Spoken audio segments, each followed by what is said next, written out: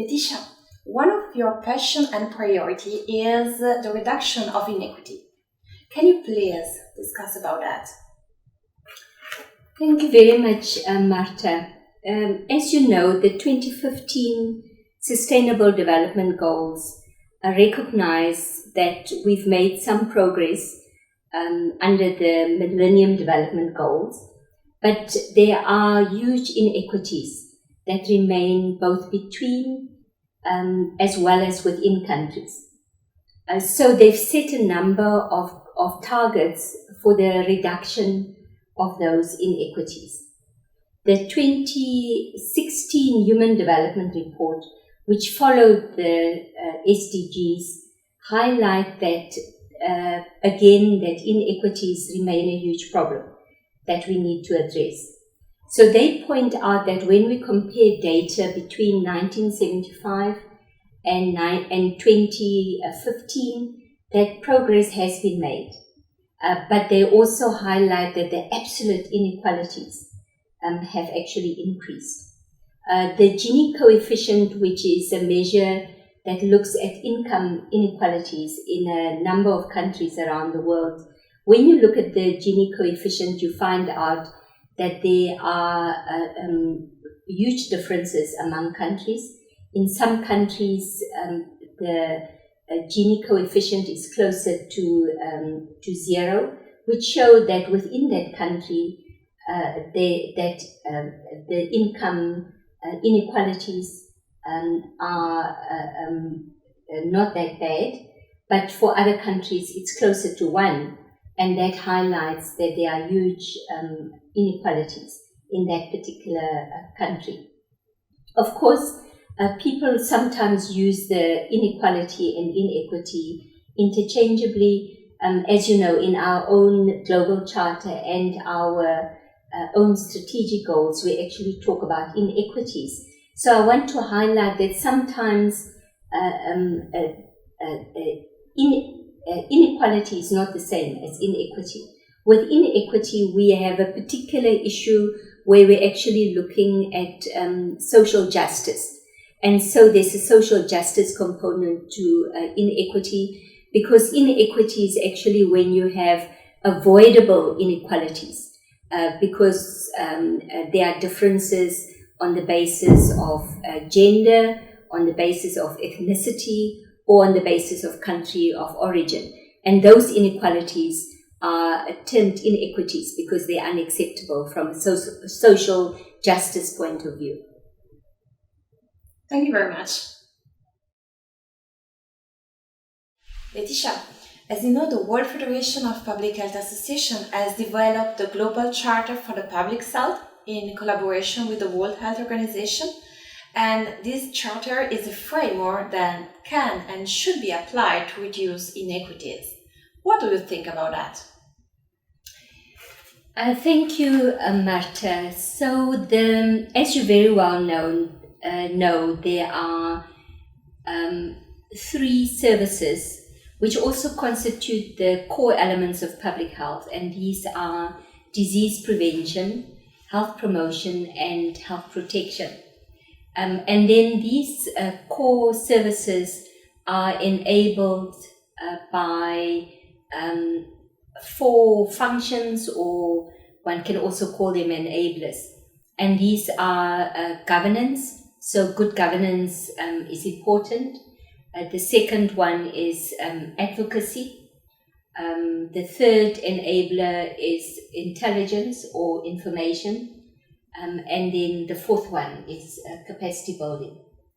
And we could expand on each of these, but I will take these 7 core elements of the Global Charter and maybe just look at what would be how one could combine a health equity lens together with these functions of both the services and the functions of the Global Charter. And so I'll take one of the under 5 mortality rate, and often the inequities that we see in the number of deaths among children under 5 between, whether it's between urban and rural areas, or sometimes between migrants and refugee children and those who are within a particular country. So if you then take the service of prevention, we know that children under 5 are very prone to vaccine preventable diseases such as measles. And so both the health equity and global charter lens would say that we know that that migrant and refugee children are prone to vaccine preventable diseases, because it's unlikely, in many instances, it's unlikely that they would have received vaccination, especially if they left their home country because of war or internal displacement. And in those instances, we would say, well, it's actually advantageous for us to make sure that all children have very high vaccination rates. But we would prioritize migrant and refugee children because of the principle of equity. And we would aim to have in excess of 80% vaccination rates, because the higher the vaccination rates, the greater the protective effect of the vaccine. We would also say, if I then take another one that's very close to my heart, of capacity building, because I work I work at a university, we would say that certainly all postgraduate students in public health should know about the Global Charter. And the reason is that the Global Charter is a common framework that applies to public health, whether you sit in a country in Africa or in South America or in Asia. These are essential public health functions. In fact, as you know, that's one of the reasons that we developed the Global Charter, so that there is some commonality of language, because often people use these things differently depending on the country context. But returning to capacity building, it would mean that postgraduate students need to be aware of the Global Charter, but it also means that they need to understand the importance of addressing inequity at different levels, and that they need to be aware of the difference between inequality and inequity. And so I could go on. Maybe just the last aspect that I'll touch on is governance, which at its core, it's around the provision of leadership. So it's around certainly having a discourse around inequity. It's around stimulating debate on why it's important to address inequities, whether it's at a national or international level.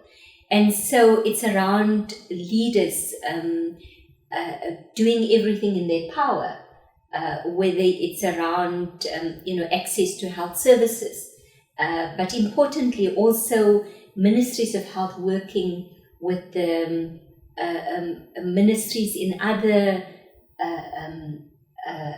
sectors, whether it's economics, to understand the importance sometimes of economic policies and how these impact on health equity. It's important for the Minister of Education to understand that sometimes decisions that you take in education also impact on the health sector. It's around if you have a Ministry of Water and Sanitation, to understand that the equitable provision of water and sanitation, and prioritizing those individuals that have least access to these core essentials that people need to protect their dignity and their rights, that those are important, because ultimately you also see it in terms of health benefits.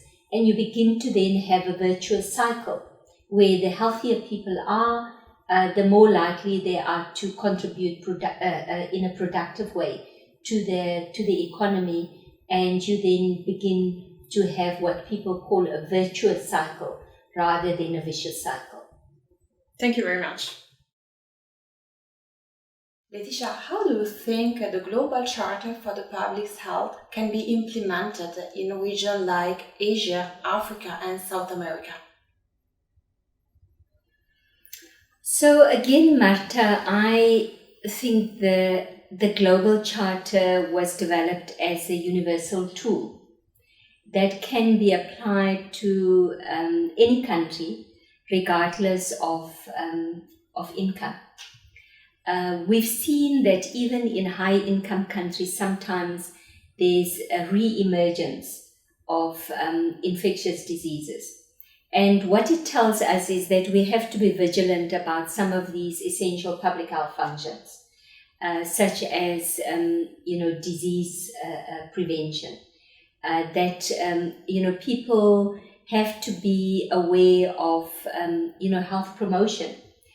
We face worldwide, almost an epidemic of non-communicable diseases. Now, as you know, it's a contradiction in terms to call something an epidemic, because typically it applies to infectious diseases when you talk about an epidemic. But when we see the burden of non-communicable diseases, that's a problem in the United States and in Australia as much as it is a problem in countries like South Africa, Kenya, Brazil. And so I think the Global Charter is a universal tool, that can be applied at a policy level, where building on from our earlier discussion, you could use it for the introduction of healthy public health policies. We have tobacco control, where the World Federation has a proud history, certain of its initiatives in supporting, tobacco control legislation, banning in public places. I must tell you that I've been surprised at the number of people that smoke in Geneva, and I don't know if it's if it's just random, but it seems to me that a lot of people are smoking, and so applying the Global Charter would imply that we need to advocate and we need to have lots of protests against new buildings going up by tobacco companies, and we need to continue to raise that debate about, tobacco being both a risk factor and a major contributor to non-communicable diseases, but also, to morbidity and mortality. So, but I think maybe about implementation, I think it could be applied at a number of different levels. As I said already, at a policy level, you could apply it in looking at healthy public policies. So it's a very useful tool, to do that. Perhaps at an educational institution, you could look at it in terms of incorporating in the education, public health education, both of undergraduate as well as postgraduate health science students, to highlight a common definition of public health and what's required, what it means when you say that you're going to implement a public health, approach. I think it also has application at individual level, so often it's for people to be aware of these key elements. Sometimes I find that people are confused and they don't know the difference between public health, and many of them saw it in a very narrow sense, as in non-private sector or the state sector. But of course, that's why I find that the Global Charter becomes a very useful tool, because it gives a uniform definition of a public health approach, and what are the essential elements, or what are the enablers that we need in order to ensure that those core public health functions of disease prevention, health promotion, and health protection actually become a reality. Thank you very much.